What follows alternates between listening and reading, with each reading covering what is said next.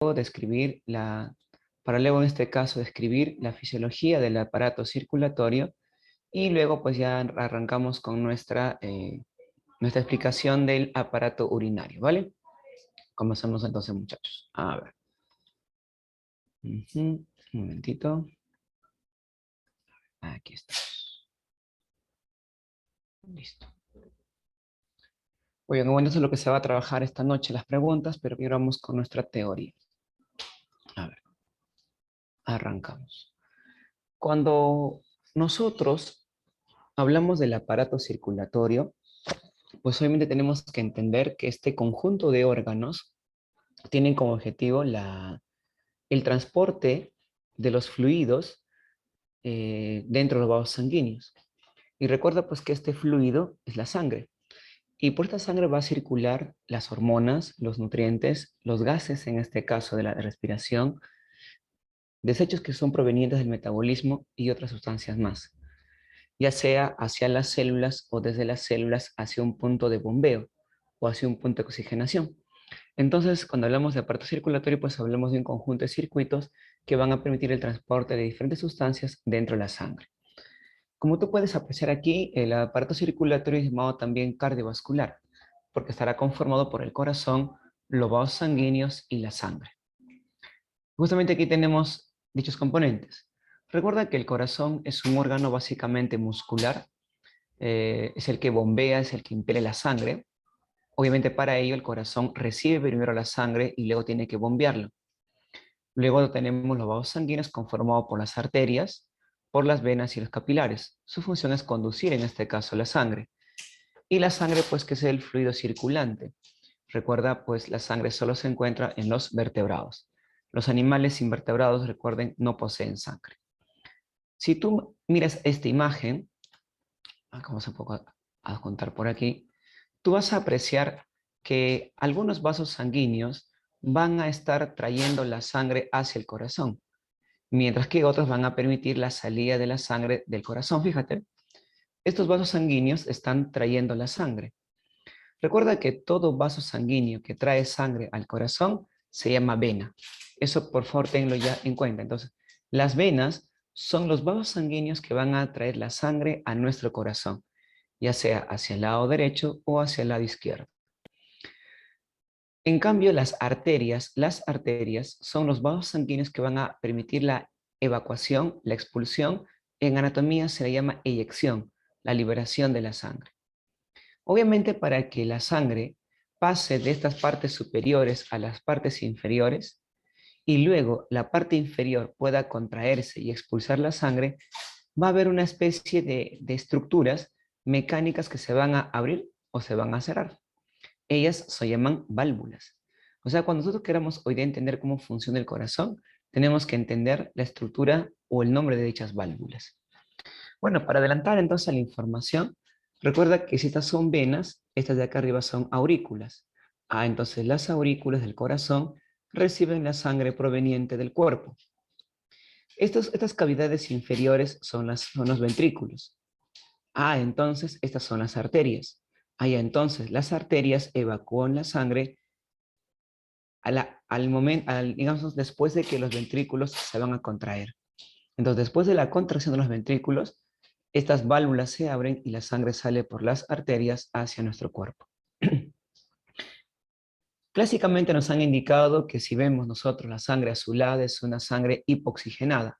Ojo, no existe sangre desoxigenada, eso es absurdo. Lo correcto es sangre hipoxigenada. Si esta es sangre hipoxigenada, pues esta es sangre arterial o sangre oxigenada. Recuerda que al lado derecho de tu corazón va a llegar sangre venosa o hipoxigenada a tres de estas venas. Estas venas se denominan venas cavas. La vena cava superior y la vena cava inferior trae la sangre hipoxigenada a la aurícula derecha. Y luego esta sangre hipoxigenada pasa por esta válvula llamada tricúspide hacia el ventrículo derecho. Luego el ventrículo derecho tendrá que contraerse para que la sangre salga por la arteria pulmonar a la abertura de esta válvula llamada sigmoidea. ¿Para qué la sangre sale por los pulmones? Esa sangre hipoxigenada tendrá que ir a tu pulmón para que a nivel de los alvéolos y los capilares la sangre pueda oxigenarse. Y ahora ya la sangre oxigenada pueda regresar por las venas pulmonares a tu aurícula izquierda. La aurícula izquierda se va a contraer para que esta válvula llamada bicúspide o mitral se aperture. Y ahora la sangre arterial pasa al ventrículo izquierdo. Cuando el ventrículo izquierdo se contrae, esta válvula llamada sigmoidea aórtica se abre y la sangre sale por la arteria aorta a todo tu cuerpo. Ok, entonces, la sangre que va al pulmón hipoxigenada lo desplaza la arteria pulmonar. La sangre oxigenada que va a todo tu cuerpo lo desplaza la arteria aorta. Así que en el lado derecho del corazón encontramos sangre hipoxigenada y en el lado izquierdo del corazón sangre arterial u oxigenada. ¿Quiénes traen sangre hipoxigenada al corazón? Las venas cavas, a nivel de la aurícula derecha. ¿Quiénes traen sangre arterial u oxigenada a la aurícula izquierda? Las venas pulmonares. ¿Quién retira la sangre hipoxigenada del corazón a los pulmones? La arteria pulmonar. ¿Quién retira la sangre oxigenada del corazón? La arteria aorta desde el ventrículo izquierdo. No se preocupen, vamos a repasar solamente, pero hay un poco que refrescando la información que de repente para algunos quizás pueda ser un poco complejo. Así que, por favor, no te preocupes, Juancito. Ahorita voy a explicar todo con detalle. No te preocupes. Solo es un intro, como que para que se te cree en ti la necesidad de darte cuenta que tienes que estar atento durante la explicación. Algo más que quiero en ti liberar información, la semillita. Recuerda que esto que está aquí es full músculo. Esto es músculo. Vamos a agrandarlo. Esta parte que está aquí, chicos, es músculo. Músculo, músculo, músculo, músculo, músculo, músculo. ¿Alguno de ustedes sabe cómo se llama ese músculo? Recuerda que el prefijo de músculo es mío. ¿Cómo se llama ese músculo que está formando el corazón? ¿Alguno de ustedes? A ver, ¿alguno de ustedes sabe el nombre de ese músculo? Muy bien, mi estimado Gonzalo. Muy bien, André. Muy bien por ahí, Ángel. Ese músculo es el miocardio. Entonces, el miocardio es una estructura de capacidad contráctil que va a dar la forma al corazón. O sea, cuando tú comes los anticuchos, realmente lo que estás consumiendo es miocardio cardíaco, miocardio del corazón, que es la parte carnosa del corazón. Pero fíjate la imagen. Yo tiene que estar en las aurículas. Estas son las aurículas y estos son los ventrículos. Compara, ¿dónde hay más miocardio? ¿En aurículas o en ventrículos? ¿Dónde hay más miocardio? ¿En aurículas o en los ventrículos? Muy bien, hay más miocardio a nivel de los ventrículos. Profesor, ¿y por qué hay más miocardio en los ventrículos? Porque ellos bombean la sangre. Porque ellos tienen que expulsar la sangre del corazón al exterior. Ya, entonces no olvidemos que los ventrículos van a tener mayor cantidad de miocardio. Pero si tú cotejas, vamos a volver a su estado original. A ver. Pero si tú en este caso, caramba, a ver ya. Muy bien, ahí. Pero si tú cotejas la cantidad de miocardio que hay en el ventrículo derecho versus el ventrículo izquierdo, ¿dónde hay más miocardio? ¿En VD o en VI? Muy bien, Evelyn. Hay mayor cantidad de miocardio o más miocardio en el ventrículo izquierdo. ¿Y por qué, profesor, tiene que haber más miocardio en el ventrículo izquierdo versus el derecho? ¿Por qué? Es sencillo. Porque este ventrículo tiene que contraerse para bombear la sangre a todo tu cuerpo, a todo tu cuerpo. En cambio, cuando este ventrículo se contrae el derecho, solamente bombea la sangre ¿a dónde? Al pulmón. Y recuerda que los pulmones están al costadito del corazón. Entonces no se requiere más masa muscular. Entonces, el miocardio es más grueso en los ventrículos porque ellos bombean la sangre, pero es mucho más notorio en el ventrículo izquierdo. Obviamente, las aurículas también poseen sus miocardios. Al contraerse, permitan que la sangre pase de las aurículas hacia los ventrículos y sea suficiente para que esta válvula tricúspide o bicúspide se pueda abrir. Sigamos. Recuerda que el órgano, como te comenté, es un órgano básicamente muscular, está ubicado en el mediastino medio inferior entre ambos pulmones, tiene la forma de un cono truncado invertido, la vértice hacia abajo y la base hacia arriba, justamente donde salen los grandes vasos o llegan los grandes vasos. Recuerda que el corazón tiene tres capas, el endocardio, que es la capa más interna, la que está en contacto con la sangre, el miocardio, que es la capa más gruesa, la capa contráctil, y el epicardio, que básicamente es tejido conectivo, que se encuentra rodeado por una membrana llamada pericardio. Recuerda que entre el epicardio y el pericardio va a haber un líquido llamado líquido pericárdico o epicárdico, depende del autor cómo lo mencione. Y ese líquido es necesario para que cuando el corazón se contraiga y se pegue al pericardio, no se friccione y no cause deterioro pues, al tejido cardíaco del epicardio. Justamente acá tenemos, este es el pericardio, este sería el epicardio, por dentro está el miocardio y en la capa más interna, recuerda, se encuentra el miocardio. Recuerda que el corazón va de arriba hacia abajo, de derecha a la izquierda y de atrás hacia adelante. La punta hacia abajo, la base hacia arriba, donde obviamente encontramos la emergencia o salida de los grandes vasos, las arterias, o la llegada también de vasos venosos, como las venas cavas o las venas pulmonares. Recuerda que externamente en el corazón vamos a ver la llegada de las venas cavas, la llegada de las venas pulmonares, la salida de la arteria pulmonar, la salida de la arteria aorta y también vamos a apreciar a las orejuelas. Las orejuelas son bolsas o membranas que están conteniendo en su interior a las aurículas. Y también apreciamos a la arteria coronaria, esa arteria que irriga, que nutre el corazón. Es muy curioso. Es verdad que la arteria aorta, fíjate, esta arteria se llama arteria aorta y la arteria aorta sale del corazón, llevando sangre oxigenada por montones. Pero no es la arteria aorta quien lleva la sangre al corazón con oxígeno. Repito, la arteria aorta sale en el ventrículo izquierdo, llevando la sangre a todo el corazón, originando múltiples ramas. Pero no es la arteria aorta que, a pesar que se origina en el corazón, nutra, irrigue al corazón con oxígeno, sino es una ramita de la arteria aorta. Esa ramita primogénita de la arteria aorta se llama arteria coronaria. Entonces, la arteria coronaria es una arteria muy importante que va a permitir la irrigación de nuestro miocardio.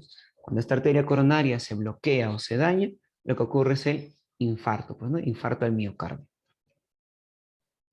Como ya les comenté, hacia arriba están las aurículas, hacia abajo los ventrículos. Recuerda que los músculos de las aurículas son más delgadas, llamados músculos pectíneos, formados por miocardio. En cambio, los músculos papilares de los ventrículos son más gruesos, con mayor capacidad contráctil. Recuerda que entre la aurícula derecha y el ventrículo derecho se encuentra la válvula tricúspide, la cual al aperturarse permite que la sangre pase de la aurícula derecha al ventrículo derecho, sangre hipoxigenada. Entre el aurículo izquierdo y el ventrículo izquierdo encontramos a la válvula mitral o bicúspide. Cuando las aurículas se contraen, la válvula mitral se abre y la sangre oxigenada pasa de la aurícula derecha al ventrículo izquierdo. Recuerda que los vasos sanguíneos llegan a las aurículas, no salen, llegan. ¿Qué vasos sanguíneos? Las venas. Las venas cava superior e inferior a la aurícula derecha y las venas pulmonares a la aurícula izquierda. ¿Qué vasos sanguíneos salen del corazón? Bueno, salen de los ventrículos. La arteria pulmonar del ventrículo derecho llevando sangre hipoxigenada al pulmón y la arteria aorta llevando sangre oxigenada a todo nuestro cuerpo. Recuerda que no hay comunicación ni entre aurículas ni entre ventrículos, porque si no habría mezcla de sangre. Entonces, en la vida adulta, desde la niñez, no hay circuito de mezcla en nuestro transporte sanguíneo. Pues aquí está lo que alguien me pedía que repitiera los nombres. Fíjate, aquí está. Esta es la arteria aorta que sale del ventrículo izquierdo y se origina en la válvula sigmoidea pulmonar, no, sigmoidea aórtica. Aquí tenemos a la arteria pulmonar que se origina en la válvula sigmoidea pulmonar, en el ventrículo derecho. Estas son las válvulas tricúspides que permiten el paso de sangre hipoxigenada de la aurícula derecha al ventrículo derecho. Esta es la válvula mitral que permite el paso de la sangre oxigenada de la aurícula izquierda al ventrículo izquierdo. Aquí están las venas cavas superior e inferior, trayendo sangre hipoxigenada a tu aurícula derecha. Y acá están las venas pulmonares, trayendo sangre oxigenada a la aurícula izquierda. ¿Sabes? No te dejes llevar por los colores. Normalmente en la escuela, que nos dicen? Rojo es arteria, azul es vena. Mentira, porque esto cielo pinto de azul no es una vena, es una arteria. Entonces, lo que tú tienes que darte cuenta es la anatomía, la estructura, la forma de gráfico, más que aprender si es color azul o color rojo. No hagas eso. Entonces, la sangre hipoxigenada llega a la aurícula derecha por las venas cavas. La aurícula derecha se contrae y la válvula tricúspide se abre. Y ahora la sangre hipoxigenada pasa al ventrículo derecho. Y esa se cierra, porque si no se cierra, la sangre regresa. Hay un reflujo de sangre. Eso sería causante, por ejemplo, de una arritmia cardíaca o quién sabe, hasta de un soplo. Cuando este ventrículo derecho se contrae, la válvula sigmoidea se abre y la sangre sale por la arteria pulmonar a tu pulmón. ¿Para qué? Para que se pueda oxigenar. Ahora, la sangre oxigenada regresa por las venas pulmonares a la aurícula izquierda. La aurícula izquierda se contrae y la válvula mitral o bicúspide se abre, permitiendo que la sangre oxigenada pase al ventrículo izquierdo. Ahora, el ventrículo izquierdo se contrae y esta válvula sigmoidea aórtica se abre y la sangre sale por la arteria aorta a todo tu cuerpo llevando el oxígeno. ¿Qué entra a tus células? Oxígeno. ¿Y qué devuelve tu célula a la sangre? CO2. Ahora, esa sangre con CO2 será recogida por las venas, las cuales al unirse formarán pues a las grandes venas que deben devolver nuevamente la sangre al corazón. Fíjate en este core transversal, ahí está, ¿ve? La válvula tricúspide tiene forma de una T, la válvula bicúspide, y recuerden, en el lado izquierdo pues se encuentra la válvula sigmoidea aórtica que da origen a la arteria aorta. En el lado derecho se encuentra la sigmoidea pulmonar que origina a la arteria pulmonar. ¿Ok? No lo olvides. Estas válvulas tienen tejido conectivo, tienen un tejido bastante rígido para poder tolerar esos cambios de flujo del transporte de la sangre. Sigamos. Es un poco la anatomía. Recuerda que los vasos sanguíneos son las arterias, las venas y los capilares. Recuerda que entre arterias y venas, entre arterias pequeñitas y venas pequeñas, va a haber una red comunicante llamada capilares. Entonces los capilares permiten el paso de la sangre de las arterias, de las arteriolas al tejido y el recojo de la sangre venosa desde el tejido hacia las venas. Profesor, usted ha dicho que no hay mezcla de sangre, pero aquí yo estoy viendo mezcla de sangre. Sí, pero es una mezcla de sangre no tan significativa, ni perjudicial, ni patológica. Es una mezcla de sangre muy lenta y casi nada, en este caso, significativo. No olvides que las arterias acaban en los tejidos. Escúchame, las arterias acaban en los tejidos, porque llevan sangre a los tejidos. Las venas se inician en los tejidos. Por eso es que las venas se van juntando y formando venas que van al corazón. ¿Y dónde están los capilares? Dentro de los tejidos. Repito, no te duermas. Las arterias acaban en los tejidos, formando arteriolas, metarteriolas. Los capilares se encuentran en los tejidos, porque es el lugar donde haber ese intercambio de sangre. En los tejidos se originan las pequeñas venas, para formar a grandes venas que deben devolver la sangre al corazón. Y algo importantísimo, gente. Las venas siempre deben tener válvulas en todo su trayecto. Repito, las venas deben tener siempre válvulas en todo su trayecto. ¿Para qué, profe? Para permitir la devolución de la sangre al corazón. Porque si no, la sangre se queda retenida en la vena, la sangre no regresa al corazón y va a haber retención de sangre en las venas. Y cuando estas se retienen, hacen que las venas se dilaten. Y se van a ver pues en nuestras piernas, en nuestros brazos, en alguna región del cuerpo, como grandes, como bolsitas. ¿Y qué dice la gente? Tienes, empieza con va.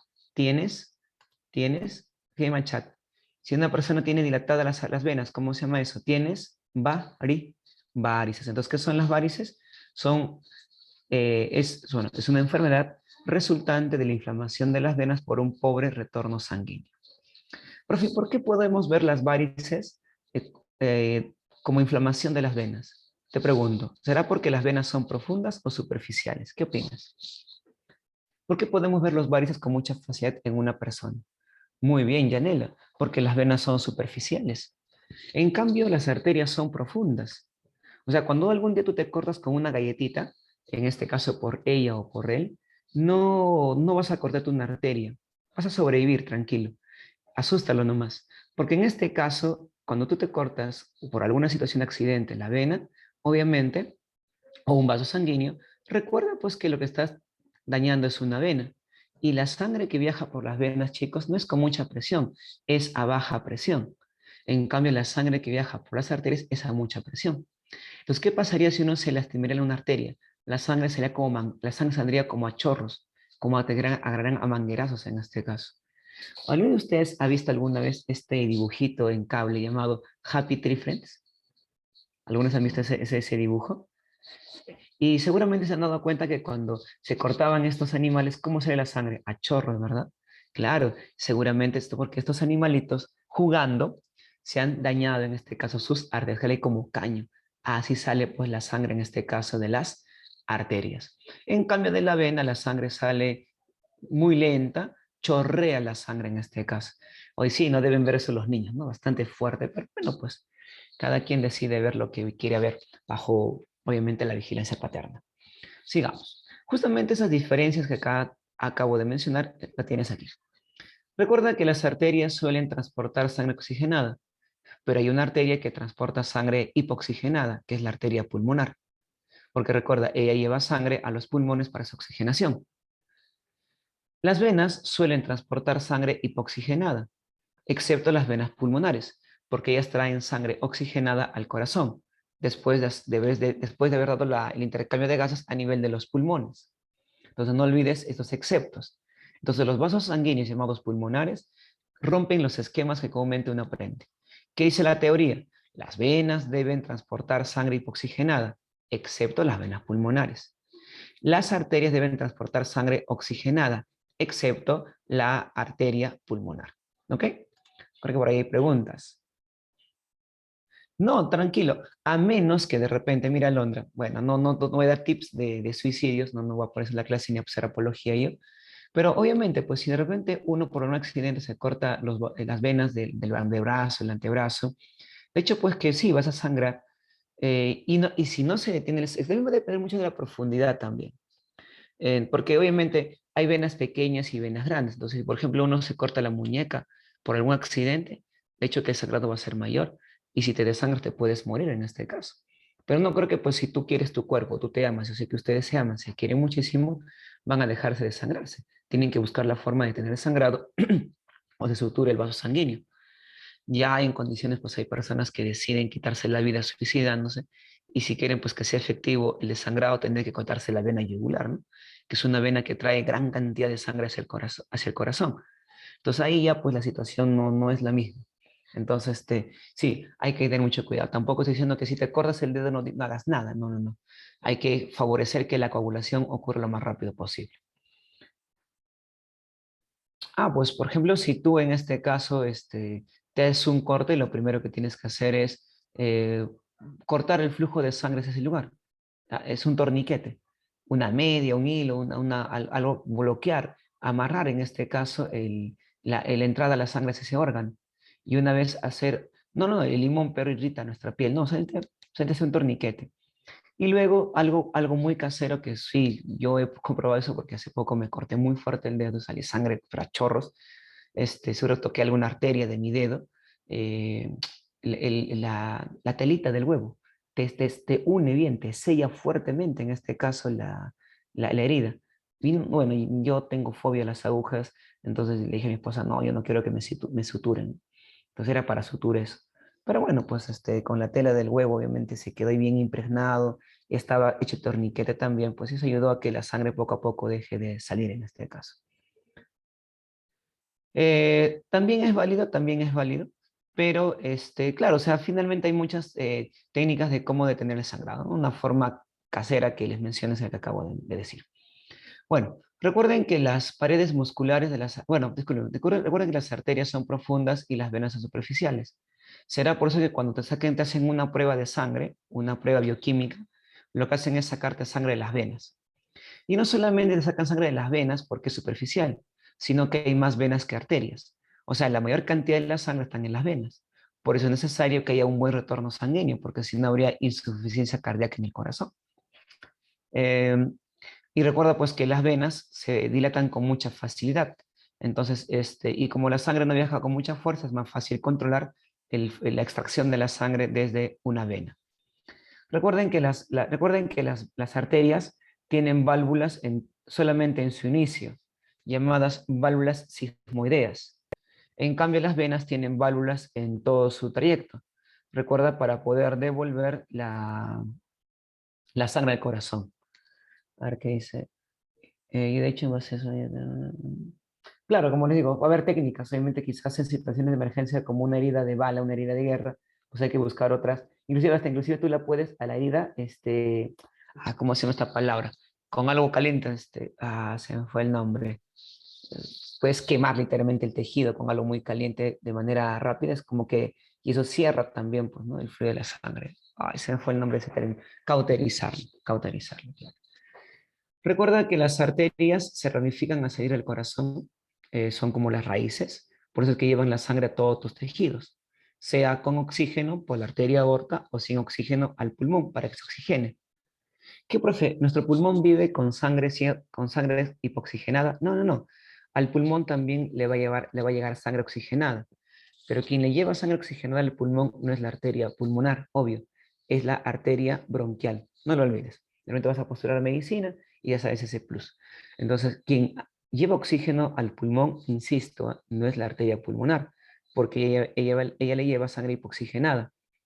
Quien le lleva la sangre oxigenada o arterial al pulmón es la arteria bronquial.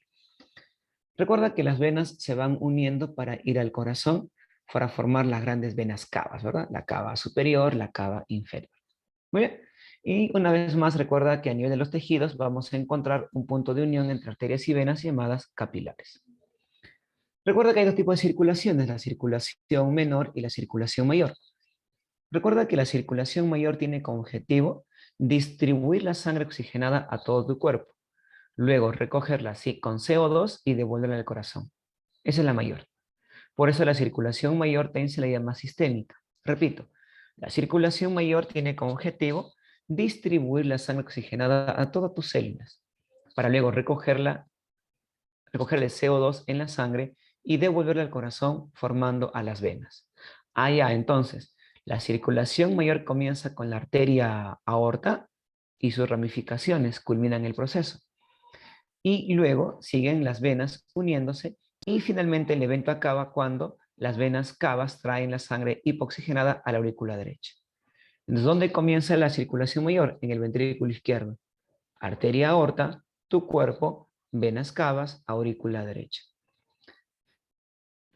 La circulación menor o pulmonar es un tipo de circulación que permite que la sangre vaya al pulmón y se oxigene. Mira, en la circulación mayor o sistémica quien se oxigena son tus tejidos, tus células, tus órganos. Aquí se distribuye la sangre a todos tu cuerpo con oxígeno. En cambio, en la circulación menor, la única que se va a oxigenar es tu sangre. Y recuerda que ese evento se llama hematosis. La hematosis ocurre en los pulmones entre alveolos y capilares, permitiendo el intercambio gaseoso. Luego, la sangre oxigenada es devuelta por las venas pulmonares a la aurícula izquierda. Entonces, la circulación menor comienza en el ventrículo derecho. Arteria pulmonar, pulmón, vena pulmonar, aurícula izquierda. Profe, ya la capté. Las circulaciones comienzan en los ventrículos y acaban en las aurículas. La circulación menor comienza con sangre hipoxigenada y acaba con sangre oxigenada. La circulación mayor comienza con sangre oxigenada y acaba con sangre hipoxigenada en la aurícula derecha. Profe, no la capté tanto. Aquí está, ya más no puedo hacer. Recuerda entonces que la circulación menor comienza en el ventrículo derecho, la arteria pulmonar lleva esta sangre hipoxigenada al pulmón, en el pulmón se oxigena la sangre y es devuelta por las venas pulmonares a la aurícula izquierda. Recuerda que la circulación mayor sistémica comienza en el ventrículo izquierdo, la cual es bombeada, esta sangre oxigenada por la arteria aorta a todo tu cuerpo, y luego de tu cuerpo se libera la sangre hipoxigenada, la cual es devuelta por las venas cavas y el seno venoso coronario a la aurícula derecha. Eso, recuerda, es la circulación mayor o sistémica. ¿Ok? Punto. Listo. Entonces no olvidemos, eso es en relación a esta primera parte de la anatomía del aparato respiratorio. Perdón, circulatorio, disculpen. Vamos a, de repente es bueno ya resolver preguntas, de repente para ir ya ganando tiempo. Y lo malo es que no me permite a ver qué pasa, ¿por qué no me permite? A ver. Así ya está, ahora vamos a ver. Dice, no forma parte de los materiales que normalmente transporta la sangre. ¿Cuál crees que de estas cosas la sangre no transporta comúnmente? Será monóxido de carbono, dióxido de carbono, oxígeno molecular, nutrientes, hormonas. ¿Qué opinas en la número 1? ¿Qué debemos marcar en la 1? No forma parte de los materiales que normalmente transporta la sangre. Aquí, chicos, la clave es la A. La A, jóvenes, la sangre no transporta normalmente monóxido de carbono, porque si la sangre transportaría monóxido de carbono, moriríamos durmiéndonos. Recuerdo que hace años en Japón salió pues bueno, tú sabes que en Japón la tasa de suicidio es una de las más altas en el mundo. Y bueno, pues suena feo, pues hecho como una moda ya básicamente entre jóvenes, un poco terrible la situación. Y recuerdo que por los años 2000 salió de moda donde muchos jóvenes bajo retos, dentro de sus autos abrían pues la válvula de escape de la combustión incompleta del petróleo o del combustible. Y esto pues generaba que como no había combustión completa, dentro de los autos se llene de monóxido de carbono y con las ventanas cerradas los chicos se quedaban dentro. Entonces los chicos inhalaban monóxido de carbono y pues bueno, pues al cabo de unos minutos la hemoglobina, en vez de unirse al oxígeno, se unía al monóxido de carbono y generaba un paro cardiorrespiratorio. La persona como se dice, no sufría porque como haber un paro cardiorrespiratorio se bloquea el sistema nervioso que controla el sueño, la persona ingresaba a un sueño comatoso y nunca más se despertaba. Y recuerdo que la gente lo bautizó pues como la muerte feliz, ¿no? Pero bueno, obviamente de hecho que es algo no agradable para llevarlo a cabo. Pero eso quiere decir que pues que en tu sangre no debe haber exceso en el monóxido de carbono. Por eso quizás también pues es bueno que el sistema automotor de nuestros vehículos cada vez vaya modernizándose. Porque, por ejemplo, hace años yo recuerdo cuando había demasiado tráfico en Abancay, la avenida Abancay, y había muchos carros viejos, estos de los 70, los 60, los 80. Así, ¿eh? Tú te subías al carro y en uno te quedabas dormido.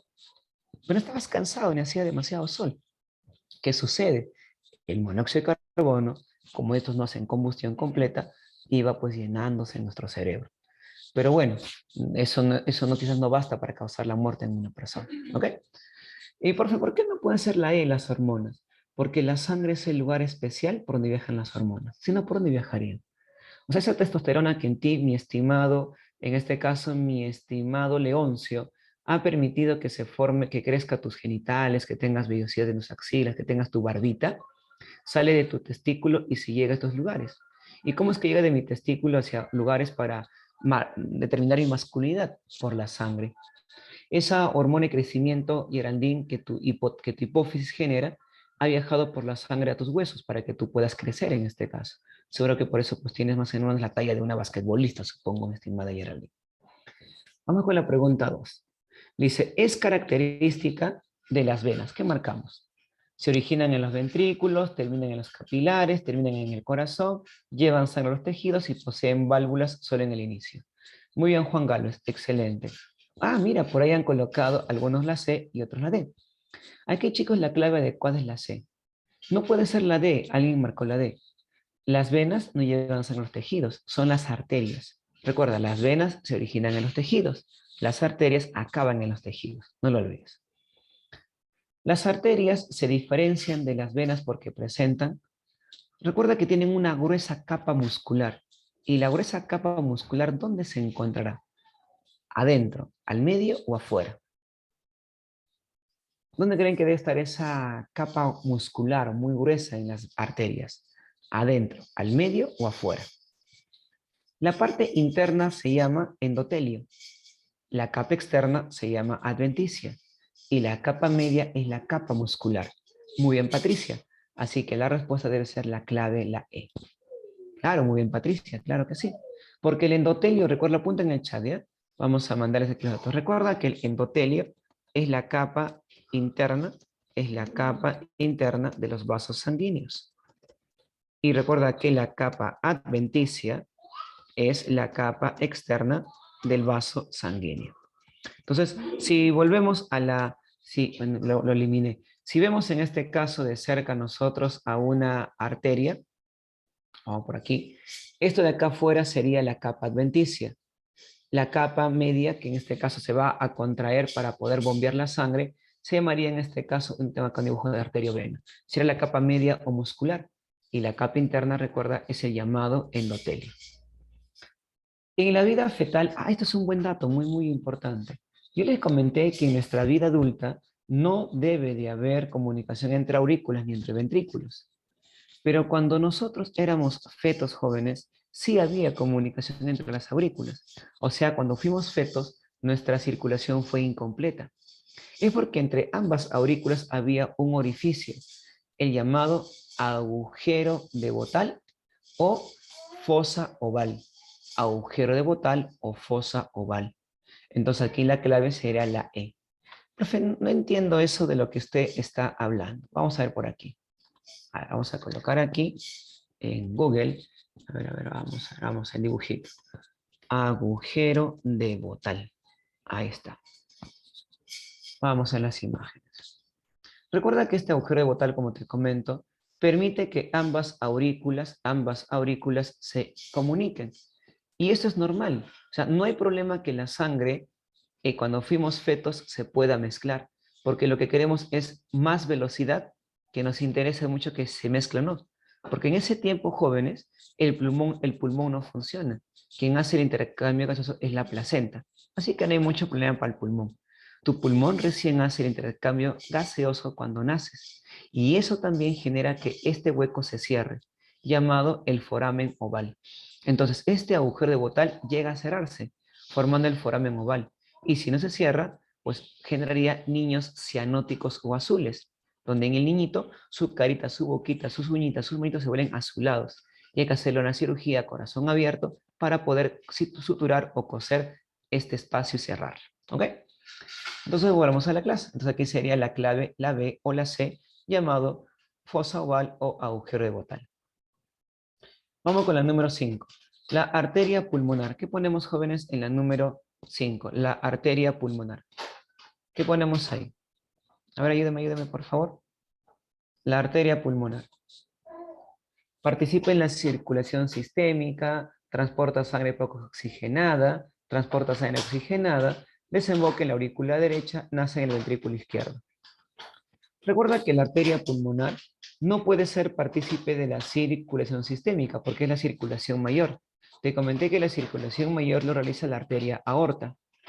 Recuerda que sí transporta sangre poco oxigenada. Muy bien. Así aquí la clave es la B. Recuerda, sangre poco oxigenada o hipoxigenada. Recuerda que la que transporta sangre oxigenada es la arteria aorta. Quien desemboca en la aurícula derecha es la vena cava. Y nace en el ventrículo izquierdo la arteria aorta. Tengan cuidado, ¿eh? Sé que me están marcando, pero todos ponen CCC y todos marcan CCC. No se pasen, por favor. La capa media del corazón, ¿cómo se llama? La capa media del corazón, ¿cómo se denomina?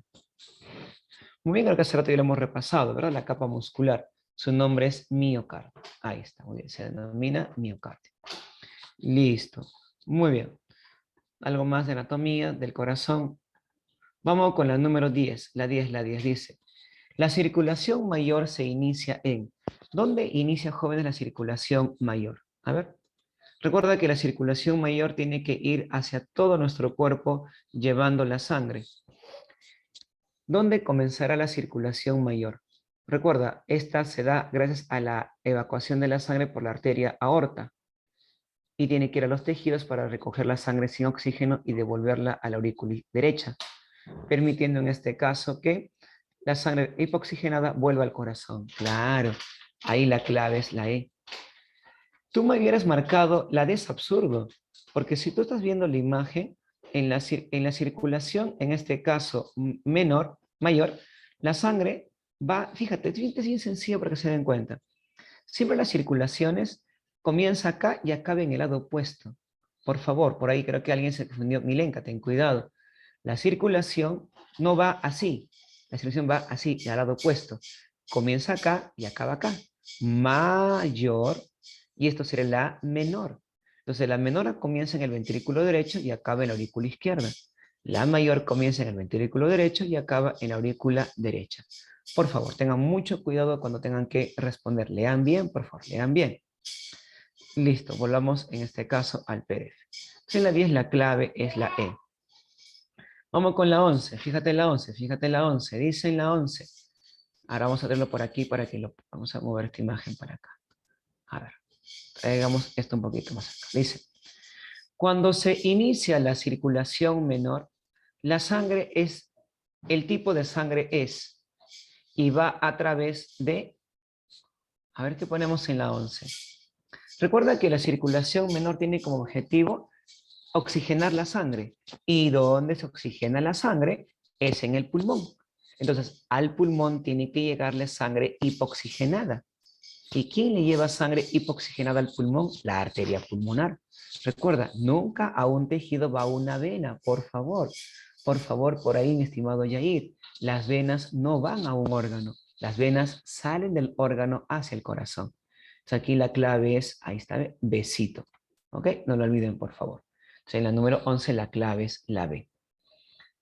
La linfa contiene abundantes linfocitos.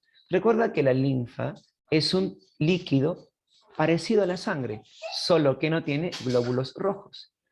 En este caso tiene gran cantidad de linfocitos. Y justamente la linfa, estos linfocitos van a permitir su traslado para poder defendernos o también ir hacia un lugar de maduración. Vamos rápidamente con la 12. No, es que todavía no hemos trabajado eso, todavía nos falta todavía. Con calma, estimada Geraldine. Vamos por aquí con la llamada fisiología cardiovascular. Recuerda que la fisiología cardiovascular implica un evento muy importante llamado el ciclo cardíaco. Recuerda que el ciclo cardíaco va a incluir eventos eléctricos, mecánicos y sonoros. Recuerda que el evento eléctrico está asociado con el origen de la contracción de nuestro corazón y su conducción. Recuerda que tu corazón es quien inicia su propia contracción. Nadie le enseña al corazón a contraerse. ¿Y dónde se inicia esa contracción? En el nodo sinusal.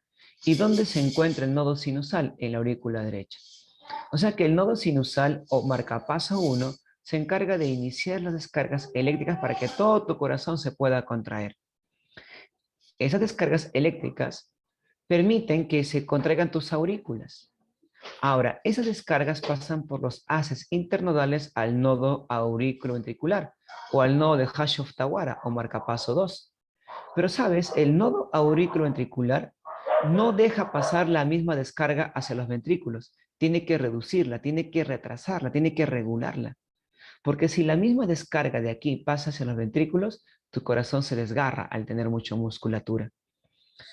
Entonces, mientras que el nodo sinusal inicia la contracción del corazón, el nodo auriculoventricular lo que hace es regula, retrasa, disminuye, en este caso, las descargas eléctricas, para que así tu corazón pueda contraerse adecuadamente.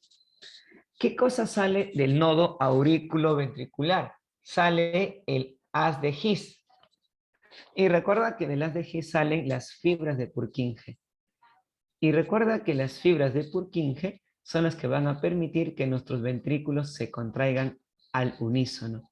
Entonces, cuando yo te comentaba que el ventrículo derecho se contraía y la sangre hipoxigenada salía por la arteria pulmonar, y te comentaba que tu ventrículo izquierdo se contrae para que la sangre oxigenada salga por la arteria aorta, no es que salgan en momentos distintos, todo ocurre a la vez.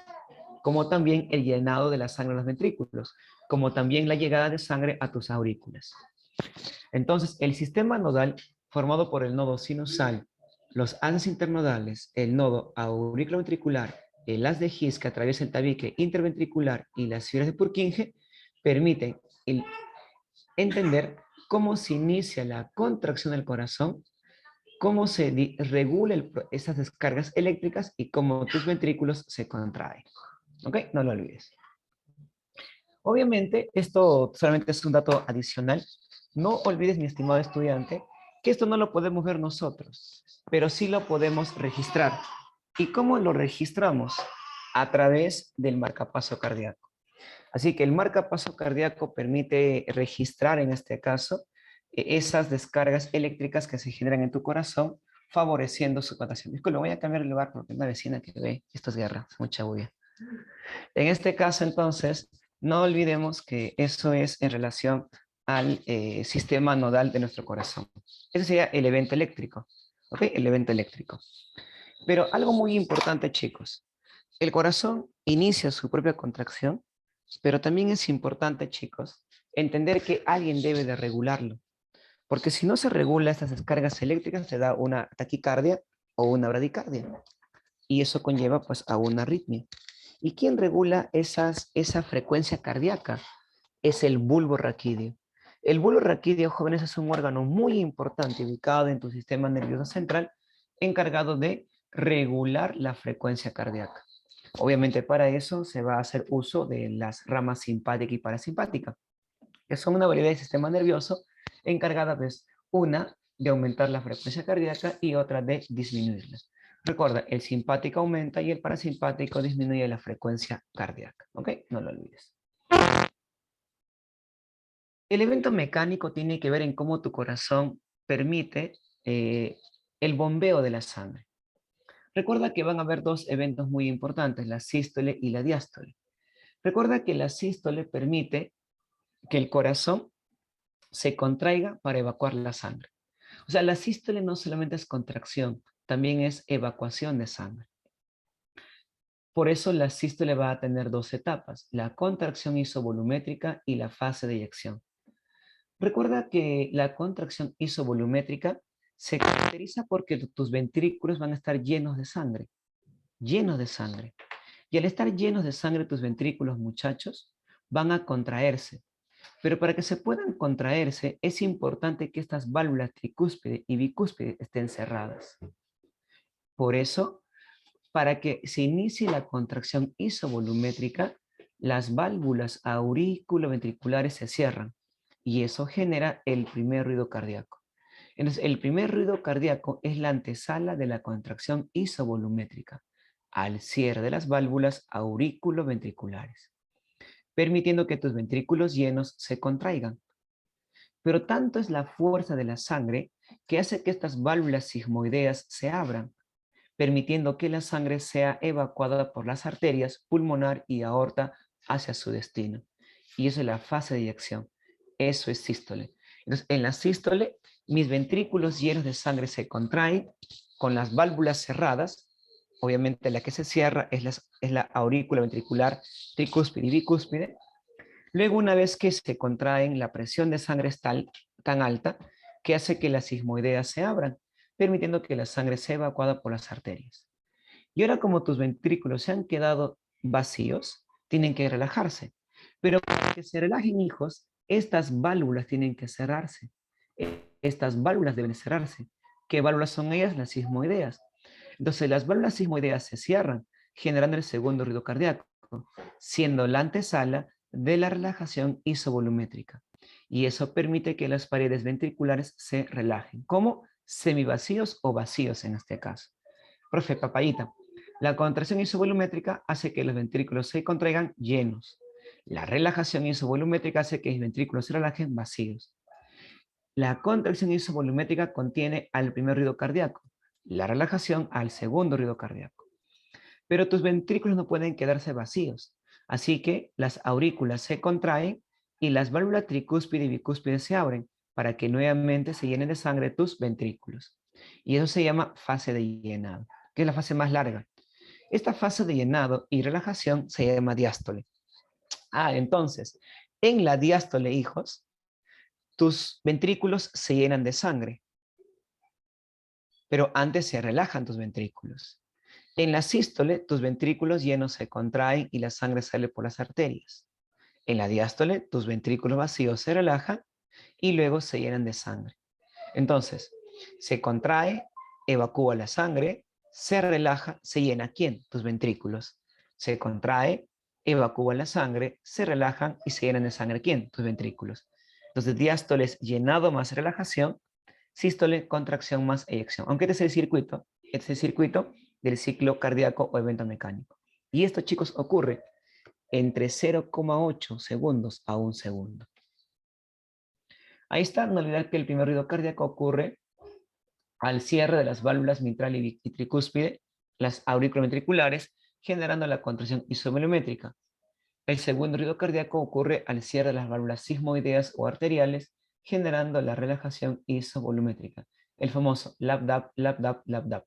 Entonces, cuando un médico ausculta el corazón y escucha los ruidos cardíacos, tu corazón no suena pum pum, ni tan tan, ni tum tum, ni rum rum, ese es el zorro, ¿no? En este caso, tu corazón suena lap-dap, lap-dap, lap-dap, lap-dap, lap-dap. ¿Ok? Listo.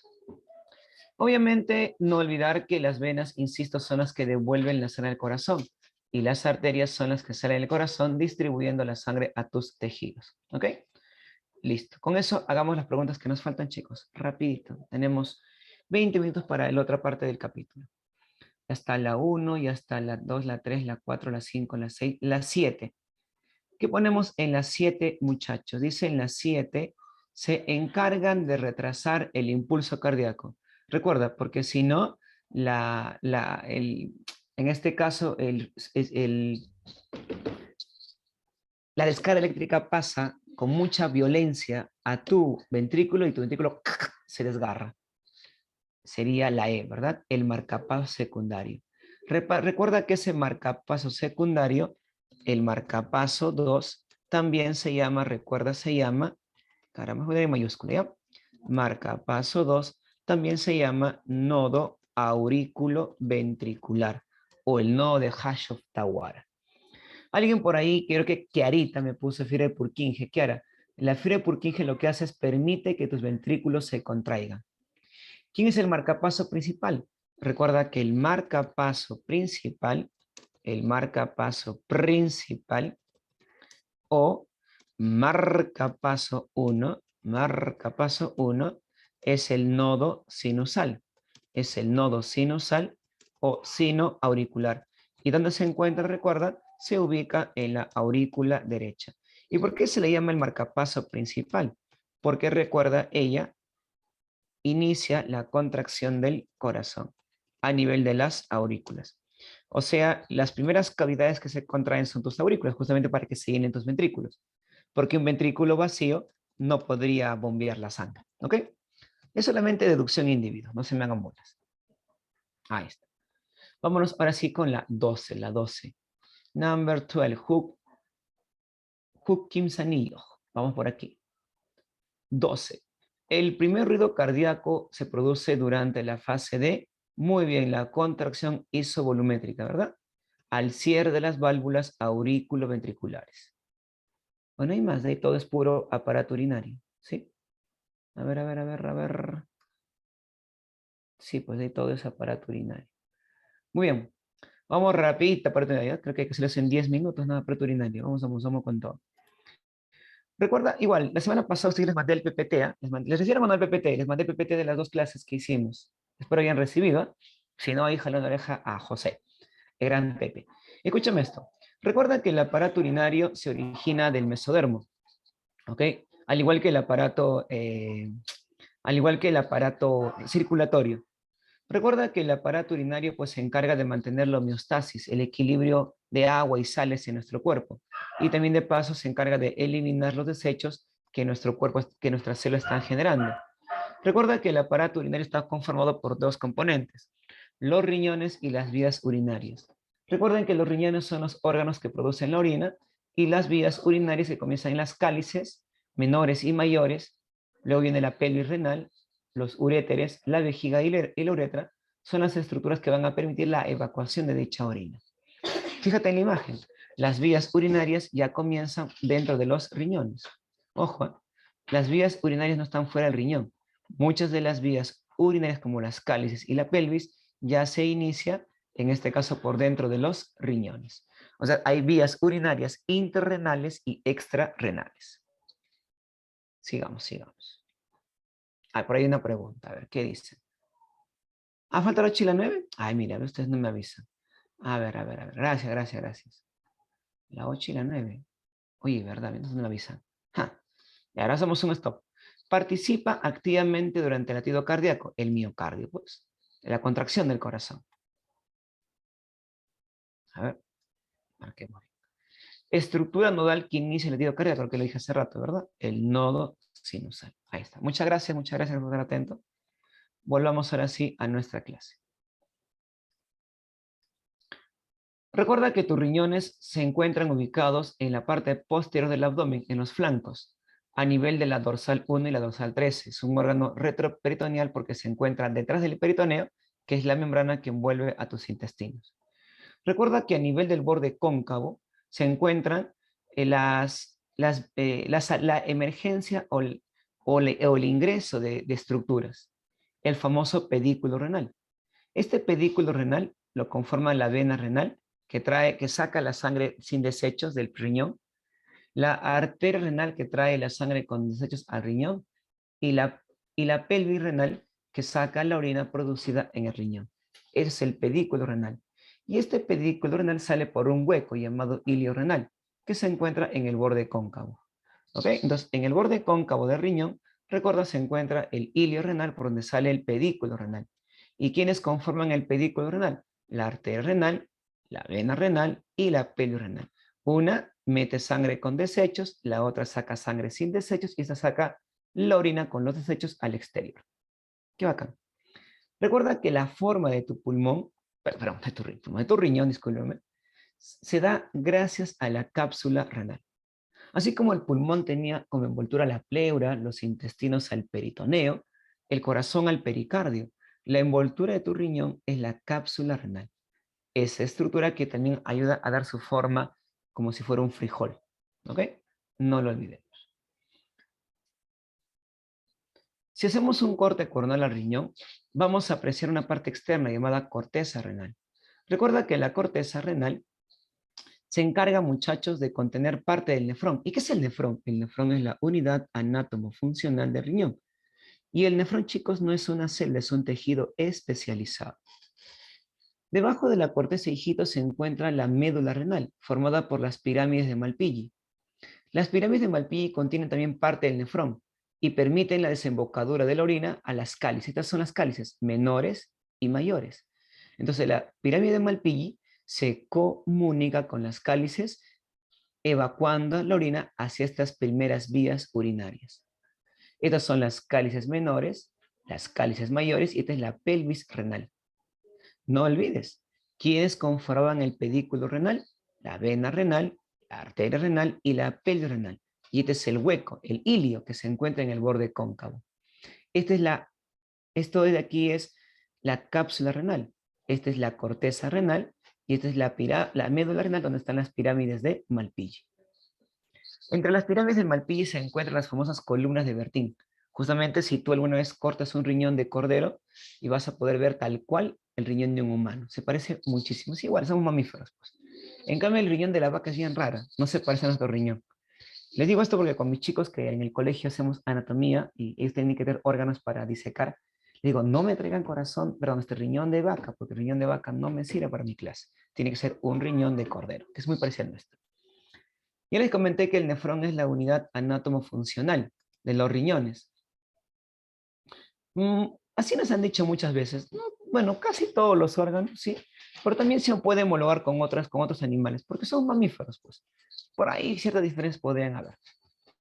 Recuerda que los nefrones, muchachos, son tejidos especializados en la producción, en la limpieza de la sangre, en la evacuación de desechos juntamente con la orina.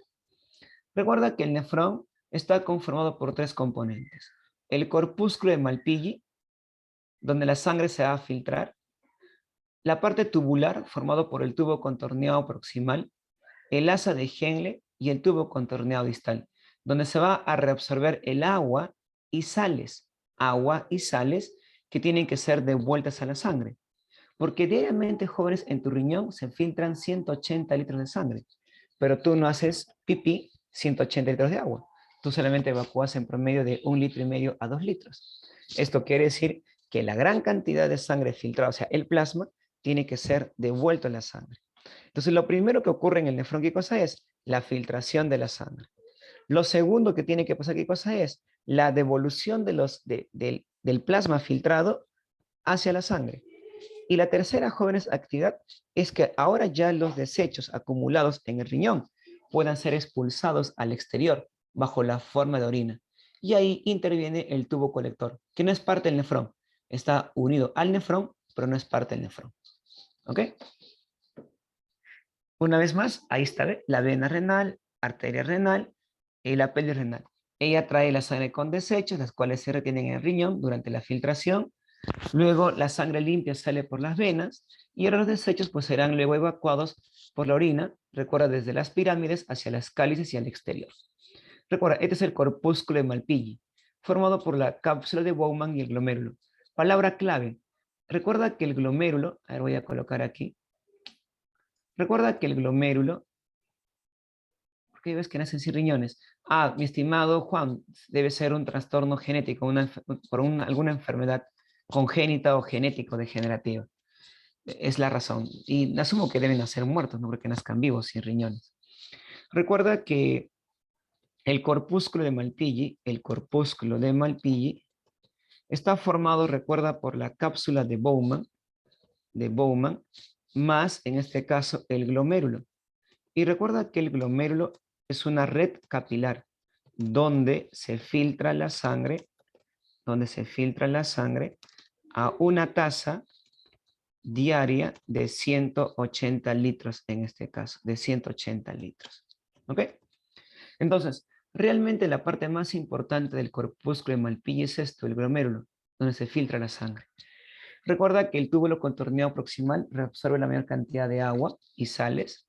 El asa de Henle sigue colaborando con la absorción de agua y sales, al igual que el tubo contorneado distal. A nivel del tubo contorneado distal llega una hormona llamada aldosterona, la cual permite mayor absorción de sodio. Y a nivel del tubo colector llega la hormona antidiurética o vasopresina, la cual permite la mayor absorción de agua. Por eso a la hormona vasopresina se llama antidiurética, porque ella permite que no se evacúe, mucho agua en nuestra orina. O sea, si la hormona antidiurética no se produciría, o el hipotálamo se dañaría, o la hipófisis quien la almacena, evacuaríamos 6, 5, 4 litros de orina al día. Y eso es posible. Hay personas que tienen la famosa diabetes insípida, donde evacúan gran cantidad de orina debido a la falta de esa hormona llamada antidiurética o vasopresina. Y recuerda ya finalmente, después de la reabsorción de aguas sales, en el tubo colector se depositan los desechos y sale evacuado bajo la forma de orina. Y luego por la ampolla renal, en este caso, es depositada la orina desde las pirámides hacia la cáliz renal. Recuerda que en este caso, pues, ¿no?, la fisiología del nefrón depende mucho de actividades hormonales. Recuerda, las hormonas, como la antidiurética, estimula en el tubo colector la reabsorción de agua. Recuerda que la aldosterona actúa a nivel del tubo contorneado distal, permitiendo la reabsorción de sodio. Entonces la sangre llega a la nefrona, esta sangre se filtra en los capilares del glomérulo, luego pasa el líquido filtrado, sin glóbulos rojos, sin proteínas, solo plasma, y luego el plasma es reabsorbido en un 99%, y luego finalmente en el tubo colector se evacúan los desechos al exterior bajo la forma de orina. ¿Sí? Yo no siento, no percibo ningún sonido extraño. De repente son las voces del más allá. Cuidado, ¿qué estarás escuchando? Muy bien. ¿Sí? Hay como un glitch. ¿Sí? ¿Qué es un glitch? No entiendo. ¿Como un pum, o como un tan, o como un gosh? ¿Cómo suena? Es que debe ser un sonido más. Ajam, ajam, ajam. Bueno, qué raro. Suena como un wish. Uy, qué raro. Es una voz del más allá, seguramente, gente. Miedo. Viernes 13 creo que el día. Suena como un PRI. Qué loco. Ay, muy bien. Qué raro. Ya, voy a hablar un poco más fuerte entonces. Entonces, muchachos, no olvidemos que en el glomérulo ocurre la filtración de la sangre. Y lo que pasa aquí es plasma, básicamente. No hay glóbulos rojos, ni proteínas, ni plaquetas. Ahora este plasma, el agua del plasma y las sales del plasma tienen que ser devueltas a la sangre. Y esa devolución se da pues por transporte pasivo o transporte activo. Hay un evento físico. Pero también a nivel, recuerda, del tubo contorneado distal, la hormona aldosterona permite que se reabsorba el sodio. Y recuerda que a nivel, en este caso, que a nivel, yo no fui el del gasa, y que a nivel del tubo colector se reabsorba el agua por acción de la vasopresina. Entonces no sonaría wish, sonaría suena así, ¿no? Como un desfogue. Bueno, cada quien cataloga el sonido como guste. Entonces no olvidemos que el proceso que permite formar la orina tiene tres etapas. La filtración glomerular, la reabsorción tubular y la secreción. ¿Dónde ocurre la filtración glomerular? En el corpúsculo de Malpighi a nivel del glomérulo, gracias a una diferencia de presiones. ¿Dónde ocurre la reabsorción tubular? En el tubo contorneo proximal principalmente, en el asa de Henle un poquito más, en el tubo contorneo distal un poquito más, pero menos que el asa de Henle, y algo en el tubo colector. Recuerda que esto es dirigido por eventos físicos de transporte pasivo y activo. Recuerda, individuo, que en el tubo contorneo distal la aldosterona aumenta la reabsorción de sodio y la antidiurética vasopresina aumenta la reabsorción de agua en el tubo colector. Y luego ya los desechos serán expulsados a este líquido sobrante, formando la orina en el tubo colector. Y eso, recuerda, se llama secreción. Recuerda que tu riñón pues, se encarga de formar la orina, forma la hormona llamada eritropoyetina y la renina se me fue el nombre, en el aparato yuxtaglomerular, además de la vitamina D precursora. Así que tu riñón no solamente forma la orina, tiene varias funciones. Forma la hormona que estimula la formación de glóbulos rojos en la médula ósea roja. Al formar la renina, permite la activación de las angiotensinas que regulan la presión arterial. Claro, es importante que la presión de la sangre llegue adecuadamente a tu riñón, a un valor de 60 milímetros de mercurio. Porque si esa presión hidrostática de sangre sería mayor, tu riñón se rompe, explota. Y eso causa muchas veces daños renales.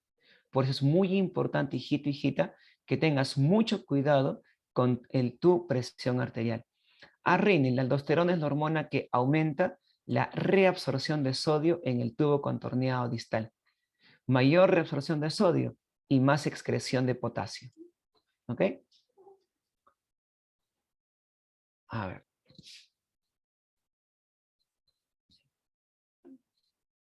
Recuerda, en este caso, muchachos, que las cálices renales se encargan de recibir la orina inicialmente desde los riñones. Luego recuerda que la pelvis renal sale por el ilio llevando la orina a los uréteres. Recuerden que los uréteres llevan la orina a la vejiga, donde se almacena temporalmente la orina, y como tiene músculo liso, van a tener un movimiento peristáltico para poder desplazar la orina hacia el exterior. Recuerda que la vejiga, chicos, es un órgano muscular hueco, reservorio temporal de orina. Recuerda que en el varón la vejiga se encuentra delante del recto y en la mujer delante del útero. Por eso, por eso que la mujer aguanta menos la capacidad de micción, porque cuando se llena en este caso de orina, su vejiga, pues no presiona el útero. O también esto se habló más que nada cuando hay un momento del parto. Cuando una mujer va a dar a luz, es importante que su vejiga esté vacía, porque si no, el útero al contraerse, el dolor en la mujer es insoportable. Ese músculo liso que forma la vejiga se llama músculo detrusor. Es el nombre, pues, el nombre real, ¿no? De ese músculo liso de la vejiga. Y finalmente tenemos la uretra. Recuerda que la uretra es más corta en las mujeres que en los varones. Y recuerda que la uretra masculina evacúa orina y semen. Y en la mujer solamente evacúa la orina. ¿Ok? Listo. Creo que he hecho un repaso así muy, muy recontra veloz. Vamos con las preguntas de la separata. A ver. La acabamos, ¿ya? Nos quedamos hasta acabar la separata. Tejido que fija el riñón a la pared abdominal. Recuerda que la cápsula envuelve al riñón, pero ¿cómo se llama el tejido que fija el riñón a la pared abdominal? Es la fascia renal. La fascia renal. La fascia renal es un conjunto de ligamentos, de grasa, de tejido muscular que fija tu riñón al abdomen para que no se cuelgue, para que no se suelte de ese espacio. Ojo, si te hubieran dicho, envoltura que determina la forma del riñón, la cápsula renal. ¿Qué es el peritoneo? Es la envoltura de los intestinos. Y esto te dije hace rato, el del riñón presenta el ilio renal. Recuerda que el riñón, en este caso, el riñón tenía esta forma, ¿verdad? A ver, caramba, ¿qué pasa con el gráfico? Hoy no puedo graficar más. No sé qué pasa. La A, muy bien. En el borde interno o cóncavo. No olvides a borde interno o cóncavo. O cóncavo. Entonces, ahí, jóvenes, se encuentra el hilio renal. ¿Y qué es el hilio? Recuerda, es un hueco por donde entra la arteria, por donde sale la vena, por donde sale la pelvis renal con la orina. Profe, ¿qué encontramos en el polo superior? Las glándulas suprarrenales. En el polo superior se encuentran las glándulas suprarrenales, recuerda. A ver, sigamos. Tejido fibroso en estrecho contacto con el tejido renal. Ahora sí, tejido fibroso que da la forma a tu riñón y que está en contacto con la fascia renal. ¿Qué marcamos en el 16? Muy bien, ahora sí la respuesta es cápsula renal. Esa envoltura de nuestros riñoncitos. No, la fascia es la membrana, el tejido fibroso que fija tu riñón al abdomen. Pero dice que está en contacto con el tejido renal. ¿Ok? La cápsula renal.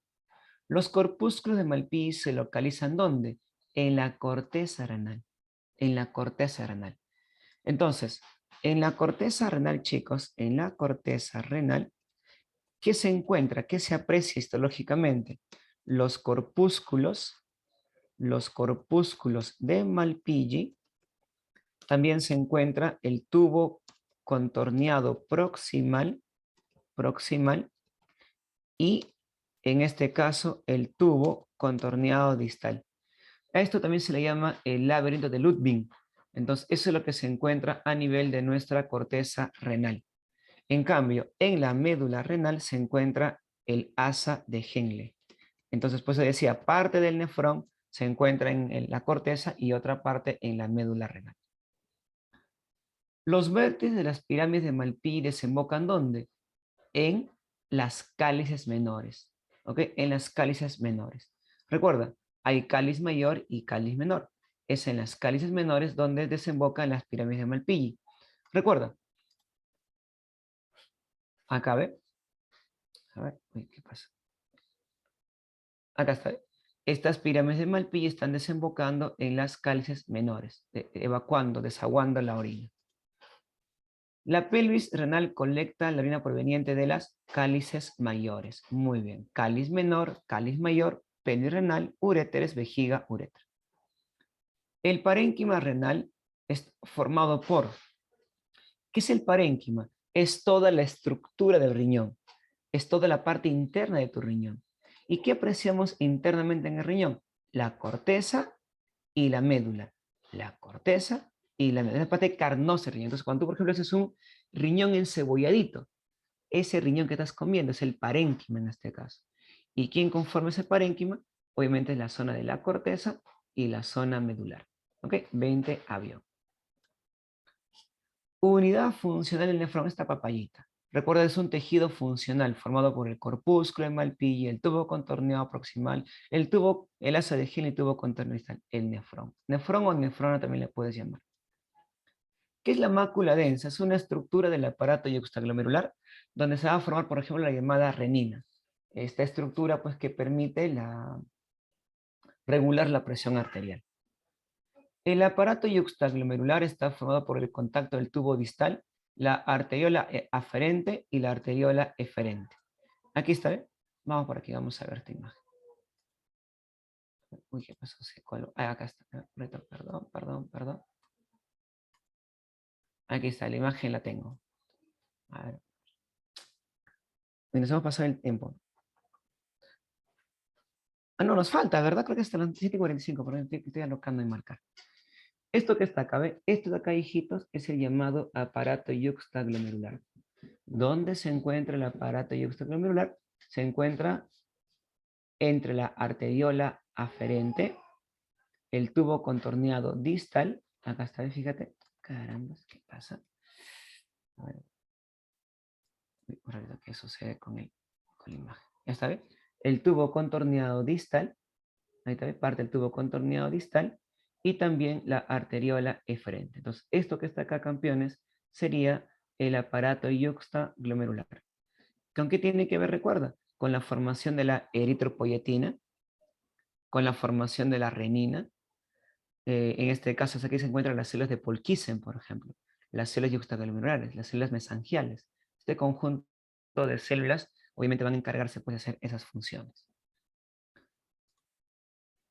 Vamos por aquí. A ver. Vamos. ¿Qué sucede? Ahí está. Las células del mesangio. Recuerda que las células mesangiales, como ya te comenté, son las células que se van a encontrar en el aparato yuxtaglomerular. Recuerda que ese aparato yuxtaglomerular, como lo comentaba, está formado pues por la arteriola eferente, la arteriola en este caso aferente.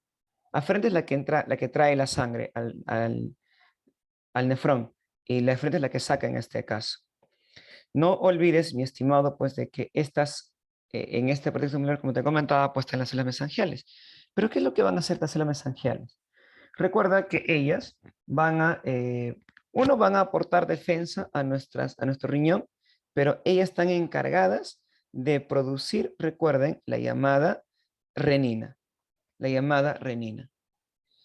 Y recuerda que también pues, están asociadas con la producción de la eritropoyetina.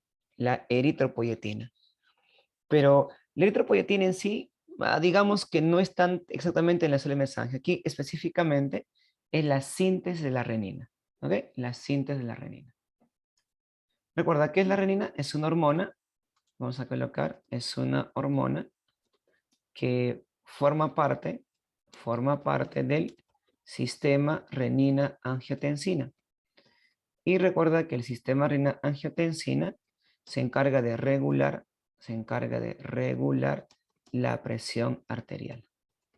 Ahí está. Si le dicen renina, ya sabes, ¿no? Las células del mesangio.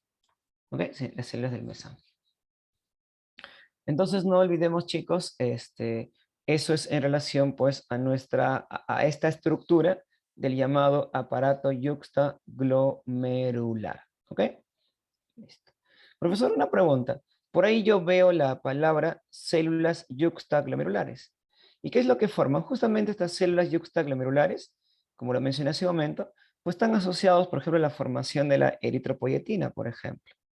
También están asociados, por ejemplo, a la formación de renina. La verdad que aquí es un poco complejo esto, ¿eh? A ver. Mm, a ver, me parece que aquí la pregunta está un poquito ambigua, chicos, ¿eh? Porque aquí también podría ser esta también. ¿Ok? También. Y acá también podría ser este enunciado. Aunque de repente esta es la función principal para ellos y esto es un poco accesorio. O sea que estoy marcando mensaje porque también ellas también forman renina o favorecen que la renina active la angiotensina.